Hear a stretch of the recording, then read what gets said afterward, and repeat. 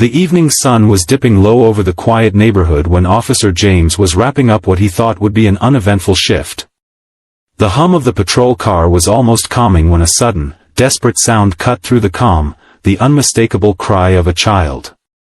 He turned his head just in time to see a little girl, no older than 6, running toward his car with tears streaking down her cheeks, her small hands trembling as she tried to speak through sobs.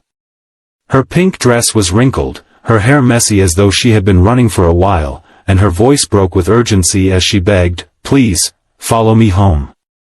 Something in her eyes, a mixture of fear, desperation, and hope, made him realize this wasn't just a child having a bad day. This was a cry for help, and every instinct in him told him he couldn't ignore it. Before we continue, if you believe in kindness, second chances, and the power of compassion, please take a moment to like, share, comment, and subscribe to Kindness Corner. Your support helps us keep bringing heart-touching stories like this to life. James didn't waste a second. He stepped out of the car, crouched down to her level, and reassured her that he was there to help. Her small hand tugged at his as she urged him to follow, her pace quick and filled with urgency. She didn't say much on the way, only glancing back occasionally to make sure he was keeping up. The path led through narrow suburban streets, each step deepening the tension inside him. The closer they got, the more he noticed subtle signs that something wasn't right. The houses here were older, some with paint peeling from the walls, and there was a heavy silence in the air, broken only by the hurried footsteps of the little girl. When they reached the house, his heart sank. It was small, with an overgrown yard, the front door slightly ajar, and no signs of movement. The girl pointed toward the inside, her voice trembling as she whispered that her mommy was inside and wouldn't wake up. James' chest tightened as he gently stepped in. The dim light revealed a living room that bore the marks of struggle, empty food containers, scattered bills, and a faint smell of stale air. Following the girl's lead, he entered a small bedroom where he found a young woman, barely in her 20s, lying motionless on the bed. James quickly checked her pulse. She was alive but weak, her breathing shallow. It didn't take long for him to realize she wasn't just sleeping, she was in serious need of medical help. While calling for an ambulance, he kept talking to the little girl, asking gentle questions to keep her calm.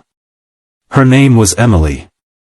Through quiet sobs, she explained that her mommy had been sick for days, that she had tried to make her soup but couldn't reach the stove, and that she'd been scared to leave her side until she realized she needed help.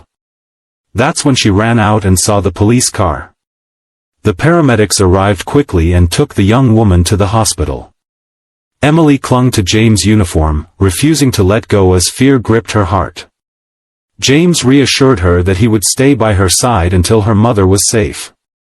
He drove Emily to the hospital, holding her small hand as they walked into the waiting area. The hours were long, the sterile smell of the hospital heavy in the air, but James never left. Eventually, a doctor came out with an update. Emily's mother, Sarah, had collapsed due to severe exhaustion, dehydration, and untreated pneumonia.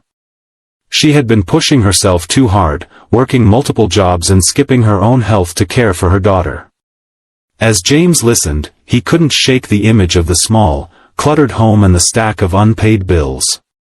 It was clear that Sarah had been struggling quietly for a long time, too proud or too afraid to ask for help. Emily sat quietly, hugging her knees, glancing up at every passing nurse as if hoping one of them would bring news of her mother. James crouched down beside her, promising he would make sure everything would be okay. Over the next few days, while Sarah recovered, James visited often. Emily started to smile more, finding comfort in his presence. He learned how Sarah had been abandoned by Emily's father, left to raise her daughter alone with no family nearby. She had been taking on cleaning jobs, working late into the night, all while hiding her struggles from everyone. James realized that without intervention, their life would slip right back into hardship the moment Sarah was discharged. Quietly, James reached out to local charities, community members, and even some of his fellow officers. Within days, donations of food, clothing, and funds began to pour in. When Sarah was finally well enough to leave the hospital, she returned to find her home cleaned, stocked with fresh groceries, and repairs underway. Tears streamed down her face as she realized she wasn't alone anymore. Emily's smile that day was brighter than James had ever seen. She hugged her mother tightly, then turned and hugged James, whispering a soft, "thank you," that he would carry in his heart for years. The neighborhood, inspired by the story of a little girl's bravery and a community's compassion, continued to check in on Sarah and Emily.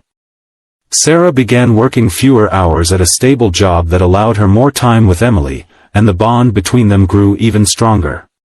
As James stood outside their home one evening, watching Emily play in the yard while Sarah chatted with neighbors, he realized this wasn't just about one rescue.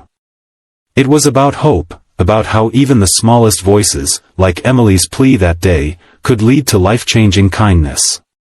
If this story touched your heart, please like, share, and subscribe to Kindness Corner. It helps us keep sharing these powerful reminders that kindness still exists in the world.